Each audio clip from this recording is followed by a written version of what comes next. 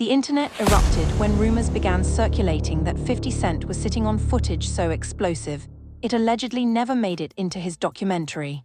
Fans were already expecting controversy, but whispers of banned or restricted scenes sent the conversation into overdrive. According to online speculation, this wasn't just unused content, it was material people claim crossed lines powerful figures didn't want crossed. And when 50 Cent's name is attached to something like that, the internet immediately assumes one thing. This wasn't accidental. Supporters pointed out that 50 has never been subtle about how he moves. Throughout his career, he's built a reputation for pushing boundaries, challenging narratives, and refusing to play by unspoken industry rules. So when people started claiming that certain footage was either cut, blocked, or quietly sidelined, it felt believable to many. Not because there was proof, but because it fit the pattern fans think they recognize. In hip-hop culture, perception often carries as much weight as confirmation. What really intensified the speculation was the timing. The documentary had already sparked conversation, but this rumor reframed everything viewers thought they saw. Fans began asking whether the most controversial moments were never meant to reach the screen. Comment sections filled with theories about what might have been shown, who might have been implicated, and why certain scenes were allegedly deemed too much. The lack of clarity only made the story grow. Silence once again became fuel. Social media detectives went into full analysis mode. Old interviews resurfaced. Vague comments were reinterpreted. Every cryptic post from 50 Cent was treated like a breadcrumb. Supporters argued that if footage was truly restricted, it spoke volumes about the power structures behind the scenes. Critics pushed back, warning against turning speculation into fact. But by then, the narrative had already taken off. The idea of hidden footage is irresistible in an industry built on image control. What makes this moment especially compelling is how it blurs the line between storytelling and reality. Documentaries are supposed to reveal truth, yet they're still shaped by edits, approvals, and limitations. Fans began questioning how much control creators actually have, and how much influence external forces might exert when stories get uncomfortable. Whether the footage exists or not almost became secondary. The belief that something was kept from the public was enough to ignite outrage. Now the conversation isn't just about a documentary. It's about censorship, power, and who gets to decide what the public sees. And with 50 Cent at the center of it, fans aren't expecting a quiet resolution. Because if there's one thing history suggests, it's that he doesn't tease controversy unless he's ready for the fallout. And as speculation continues to spread, one question keeps resurfacing. If footage really was too dangerous to release, what exactly was it showing? As the rumor took hold, attention shifted from whether the footage existed to why it was supposedly restricted in the first place. Fans began debating the mechanics of documentary production, noting that even creator-led projects can face unseen limits. Clearances, legal reviews, platform standards, and third-party approvals can all shape what ultimately airs. In that context, the idea that certain scenes might be deemed too risky didn't sound far-fetched, especially when the content allegedly touched sensitive relationships, disputed narratives, or powerful interests that prefer discretion over disclosure. Speculation quickly clustered around three main theories. The first centered on legal exposure. Viewers argued that if footage included allegations, disputed accounts, or identifiable parties without airtight corroboration, it could trigger legal challenges. Even when filmmakers believe in their material, platforms often err on the side of caution. A single scene that raises defamation concerns can stall an entire release, prompting producers to cut rather than contest. To fans, this explanation felt plausible and frustrating, because it suggests the edit protects institutions more than audiences. The second theory focused on platform pressure. Documentaries don't exist in a vacuum. They live on services with brand standards, advertiser considerations, and audience policies. Fans speculated that executives may have asked for changes to avoid backlash, controversy fatigue, or reputational risk. This theory fueled broader conversations about whether truth-telling documentaries are constrained by the very systems that distribute them. Even without proof, the perception of influence was enough to spark distrust. Once viewers suspect external pressure, every omission feels intentional. The third, and most combustible, theory revolved around industry power plays. Supporters claimed the footage allegedly challenged entrenched narratives or highlighted uncomfortable dynamics that ripple beyond one project. In this version, restriction wasn't about legality or standards. It was about leverage. Critics countered that this framing romanticizes censorship and overlooks mundane realities like editing choices and pacing. But the theory persisted because it fit a familiar storyline: artists versus gatekeepers, transparency versus control. What kept these theories alive was ambiguity. No definitive explanation emerged, and ambiguity invites imagination. Fans combed through released scenes, looking for seams, moments that felt abridged or transitions that suggested something was missing. They revisited interviews and social posts, reinterpreting offhand remarks as coded hints. In online culture, pattern recognition often substitutes for evidence, and repetition transforms speculation into conviction. The debate also exposed a deeper tension about documentaries themselves. Audiences often expect them to function as unfiltered truth, forgetting that every documentary is still a constructed narrative. Choices are made about framing, emphasis, and scope. When viewers sense gaps, they don't always attribute them to storytelling, they attribute them to suppression. That reflex reveals how much trust and suspicion audiences bring to nonfiction media. As the discussion widened, it became less about a single project and more about media literacy. Some fans urged caution, reminding others that banned is a loaded word that can be misused to inflate intrigue. Others argued that skepticism toward institutions is healthy, especially when transparency is partial. The clash between these perspectives kept engagement high, ensuring the rumor stayed in circulation even without new information. By the end of this phase, one thing was clear: the story's power came from uncertainty. Whether the footage exists, what it shows, and who restricted it remained unresolved, but the questions themselves became the headline. And in a media environment where attention thrives on mystery, unanswered questions can be more durable than answers. Now, as theories harden and expectations rise, the conversation edges toward its most volatile stage. What happens if hints continue without clarity, or if clarity finally arrives and challenges what people believe? Once the phrase "banned footage" took hold, the conversation entered its most combustible phase. The internet didn't just react, it organized. Fans, critics, and content creators lined up on opposite sides, each convinced they understood what was really happening behind the scenes. For supporters of 50 Cent, the idea of restricted material felt like confirmation of long-standing suspicions about how truth gets filtered in mainstream media. For skeptics, the narrative sounded like classic hype, an effective way to keep attention on a project without producing new evidence. What followed was a credibility war where tone often mattered more than facts. Reaction channels amplified the divide. Some framed the story as a fight against censorship, using confident language that suggested insider knowledge even when they cited none. Others pushed back, dissecting the claims and pointing out how quickly "allegedly" can disappear once a rumor gains traction. Thumbnails leaned into certainty while scripts hedged with qualifiers, an imbalance that shaped perception. Viewers scrolling quickly absorbed the headline emotion and moved on, carrying assumptions with them. In this environment, nuance struggled to survive. Social platforms rewarded the loudest takes.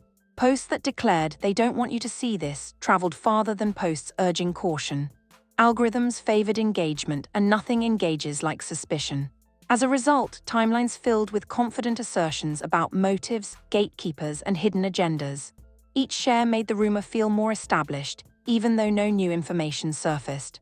Familiarity replaced verification, and the narrative hardened. The fallout also revealed how credibility is constructed online. People cited past moments, interviews, and reputational patterns as evidence, not of the footage itself but of plausibility. "He's always done this" became shorthand for proof. Critics countered that pattern matching isn't confirmation, but those voices traveled less. The debate shifted from evidence to identity. Who you believed often depended on how you felt about the creator, the platform, or the industry at large. Once belief becomes tribal, correction feels like betrayal. Another dynamic at play was expectation inflation. The longer the mystery lingered, the more extreme the imagined content became. Fans speculated about scenes so explosive they could change everything, while skeptics warned that hype often outpaces reality. This inflation created a trap. If clarity arrived and the material turned out to be mundane, disappointment would be inevitable. If clarity never arrived, suspicion would persist. Either outcome favored continued discussion, which is why banned footage narratives are so durable.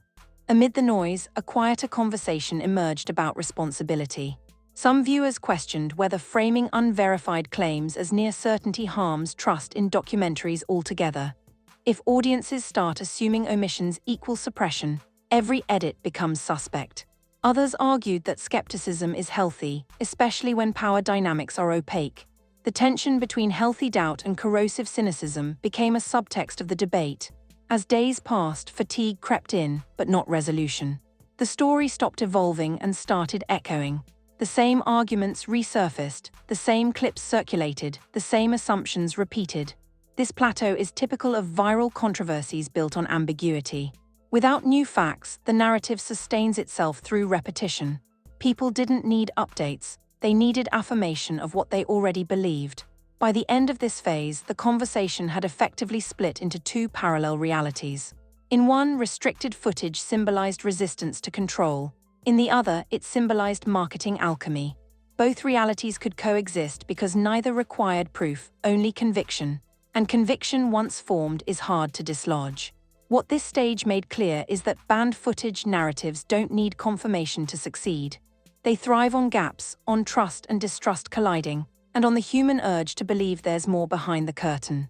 Whether clarity ever arrives becomes almost secondary to the story's real function, keeping attention locked on the mystery. As the online debate reached a steady boil, attention quietly shifted to a less dramatic but far more influential layer of the story. How platforms actually decide what stays in and what gets cut. This is the part rarely discussed in viral clips, yet it often explains more than speculation ever could. Documentaries, especially those tied to major distribution partners, pass through multiple filters before release. Legal review, standards and practices, risk assessment, and brand alignment all shape the final cut. For projects associated with 50 Cent, those filters tend to be especially tight, not because of who he is, but because of the scale of attention his work attracts. Damage control in this context doesn't necessarily mean suppressing truth.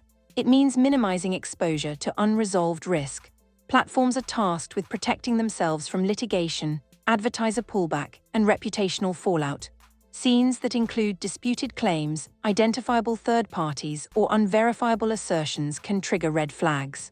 Even when filmmakers feel confident, distributors often ask a simpler question: is the risk worth the return? If the answer is unclear, edits happen. To audiences, those edits can feel like censorship. To platforms, they're standard operating procedure. This distinction matters because restricted can mean many things. It can mean footage that failed clearance. It can mean scenes that didn't fit pacing or narrative focus. It can mean content held back pending additional verification that never arrived in time. In some cases, it can mean scenes cut at the creator's own discretion after reconsideration. The public often collapses these possibilities into a single idea, banned because that framing carries emotional weight. But the reality is usually messier and less conspiratorial. That said, perception still has power. When audiences believe something was withheld, trust erodes, even if the reason was mundane. This is where damage control becomes as much about communication as content.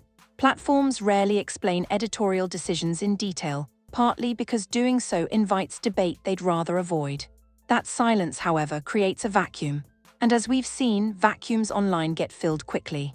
From a strategic standpoint, creators face a dilemma: address the rumors and risk amplifying them, or stay quiet and allow speculation to run its course.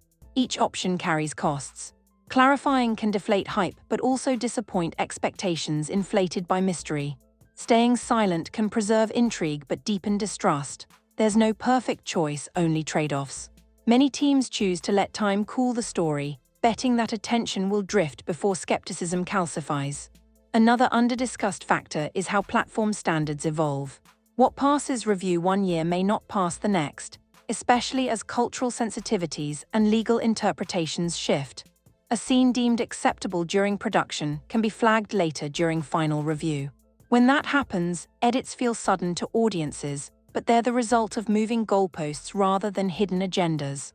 Understanding this doesn't eliminate frustration, but it contextualizes it. The broader implication is about expectations. Audiences often expect documentaries to function as raw truth dumps, but distribution realities make that rare. Every documentary is a negotiation between revelation and responsibility. When viewers sense that negotiation, they may feel shortchanged. But without it, many projects wouldn't release at all. The choice isn't always between full truth and suppression. Sometimes it's between an edited release and no release. As the discourse matured, some fans began reframing the issue.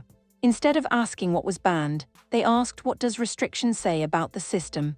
That shift moved the conversation from personalities to processes. It raised questions about how media power operates, how risk is assessed, and how creators navigate constraints without losing credibility. These questions don't have viral answers, but they matter more in the long run. By the end of this phase, the temperature cooled slightly, not because answers arrived, but because understanding improved. The mystery remained, but it was joined by a recognition that complex systems rarely produce simple villains. Restricted didn't automatically mean sinister, it meant negotiated. And negotiated stories, while imperfect, are the norm rather than the exception. What comes next depends on whether clarity ever replaces conjecture. A statement, a release, or even time could reshape perceptions. Or the story may simply fade, leaving behind a lesson about how easily ambiguity turns into narrative. Either way, this phase revealed the mechanics behind the curtain, and why those mechanics, when unseen, invite suspicion. As the conversation around the alleged restricted footage begins to slow, what remains is not a definitive answer, but a clearer picture of how modern media stories actually live and die. The situation involving 50 Cent didn't explode because of proof, it exploded because of possibility. In today's attention economy, the suggestion that something was withheld can be just as powerful as the thing itself. That reality shaped every phase of this story, from initial rumors to hardened beliefs. One key takeaway is how easily ambiguity becomes narrative. When platforms don't explain edits and creators don't clarify rumors, audiences fill the gap with assumptions. That doesn't mean audiences are wrong to ask questions. It means the system rewards mystery more than transparency. Banned footage became shorthand for distrust in gatekeeping, even though restriction often comes from routine processes rather than hidden agendas. Understanding that difference doesn't erase frustration, but it reframes it. Another lesson is about expectation management. Documentaries are edited stories, not open vaults. When viewers expect total revelation, any omission feels deceptive. This episode showed how important it is to distinguish between unreleased and suppressed. Not everything cut is censored. Not everything censored is conspiratorial. Still, the emotional response is real, and it signals a broader demand for clarity about how stories are shaped before they reach screens. For creators, the takeaway is equally sharp. Teasing mystery can drive engagement, but it also raises stakes. If hints linger without resolution, credibility can suffer, even when nothing improper occurred. Navigating that balance requires choosing between short-term attention and long-term trust. For platforms, the lesson is about communication. Silence may reduce immediate risk, but it often increases suspicion over time. What this story ultimately reveals is a shifting relationship between audiences and media. Viewers are more skeptical, more participatory, and less willing to accept editorial authority at face value. That skepticism can be healthy when it prompts better questions, but harmful when it replaces evidence with certainty. The challenge ahead is finding space for curiosity without collapsing into cynicism. As attention moves on, the mystery may never fully resolve, and that's okay. Not every story ends with a reveal, some end with understanding. The lasting impact here isn't about what footage exists, it's about how quickly narratives form when trust is thin and transparency feels partial. Recognizing that pattern helps everyone consume media more thoughtfully. What do you think? Do banned footage stories expose real problems with media gatekeeping? Or are they mostly hype fueled by ambiguity? How much transparency do audiences actually deserve from documentaries? Drop your thoughts in the comments. Like the video if this breakdown helped you see beyond the headlines. Subscribe for long-form storytelling that prioritizes context, nuance, and media literacy. Because in an era of endless content, asking how stories are told matters just as much as what they show.